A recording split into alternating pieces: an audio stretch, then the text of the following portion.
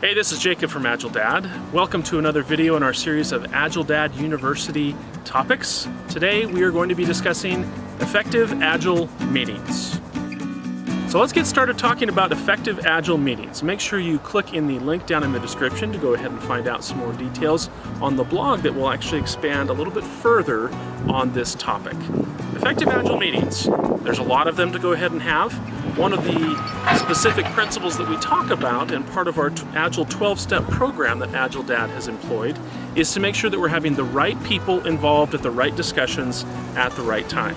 In many companies, we have meetings for lots of different purposes.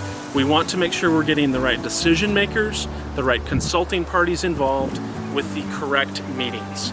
Now, we've talked about the 5 basic meetings that happen, or ceremonies as they're rolled into Scrum. There are many other types of meetings that teams go ahead and leverage.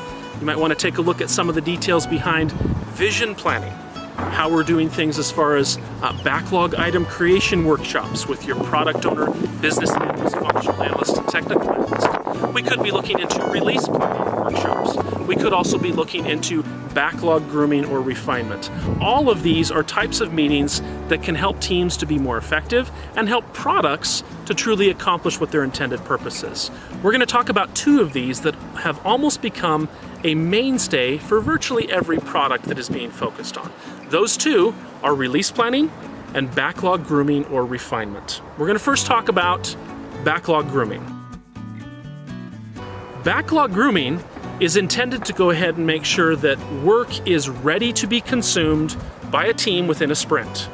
When teams are delivering at the end of every single sprint and it's pushed out to production for development-based teams, backlog grooming helps us to prepare things that are 1, 2, or 3 sprints out to be able to make sure it's truly ready to be worked on.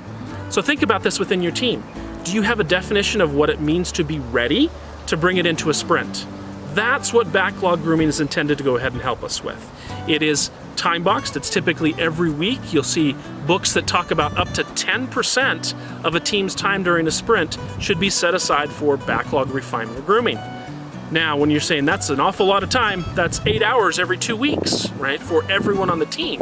What's best is to start small, half an hour to an hour a week, to be able to see, is stuff truly ready to be consumed during the next sprint?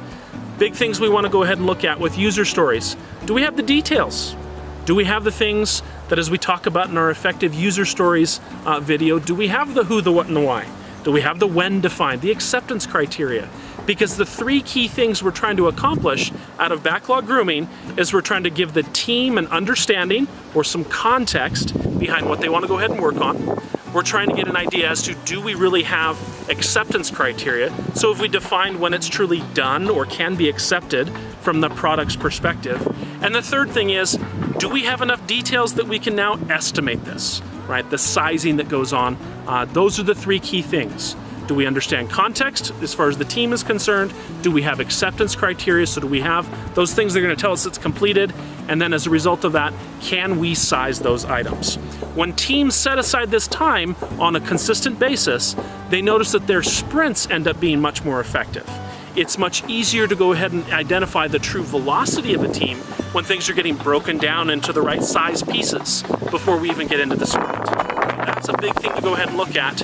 If you're noticing it's the first time you're looking at things during a sprint planning session, you probably need to leverage backlog grooming a little bit further to make sure things are ready to be worked on within your sprints. The last thing we want to look at is release planning. Now, release planning, the big idea here is getting an idea as to what is the overarching vision and that strategy moving forward as to what are we potentially going to be working on. Usually the time frame here we're looking at is about 3 months.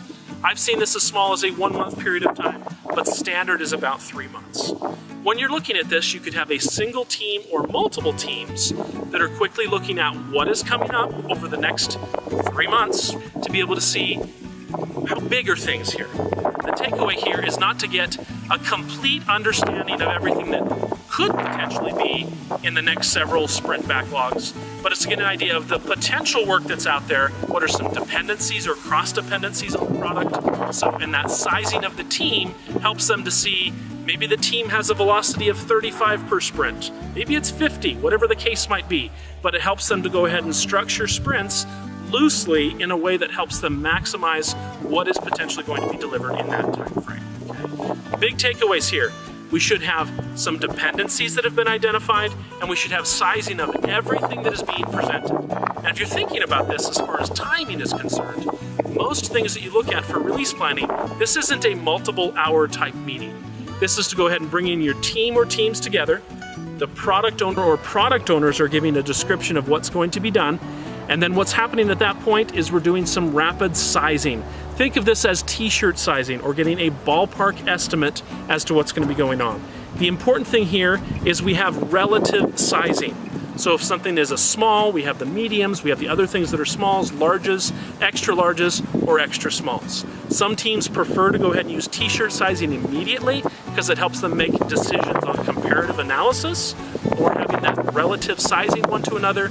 Other teams will just use their story points. So you'll see the 2s, 3s, 5s, 8s. You see if something oftentimes ends up being larger than an 8, they might suggest that it get broken down. Now those items where there's a lot of questions, this oftentimes comes up, where a team can't size it. Those get put oftentimes into a separate category.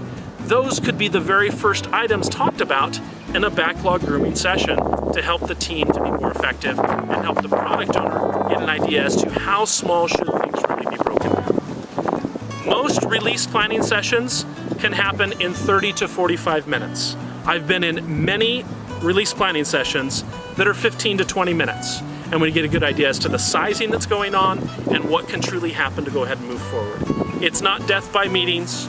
It's trying to make sure that we're being as effective as possible as to how we understand what the work is to be done, and then what that information enables as far as good decisions from the product owner to say, this is the most important or the most valuable work to be delivered in this time. Now we've talked about the 5 basic meetings that happen, or ceremonies as they're rolled into Scrum. There are many other types of meetings that teams go ahead and leverage. You might want to take a look at some of the details behind vision planning, how we're doing things as far as backlog item creation workshops. All of these are types of meetings that can help teams to be more effective and help products to truly accomplish what their intended purpose is. So I hope you've enjoyed this visit into effective Agile meetings. The key here is making sure that we have the right people involved at the right time, and we're ensuring that are we getting the right information. It's not a meeting to plan a meeting so we can have a meeting. Make sure that we have the right takeaways or outcomes as a result of the time that we spend together. So if you have any other comments or questions, please don't hesitate to reach out to us. Learn more at AgileDad.com, or you can reach out to a qualified Agile coach that is available to speak with you at any time, 866-94-AGILE. We look forward to talking to you soon and hope that your Agile meetings are as effective as they possibly can be. Have a good one.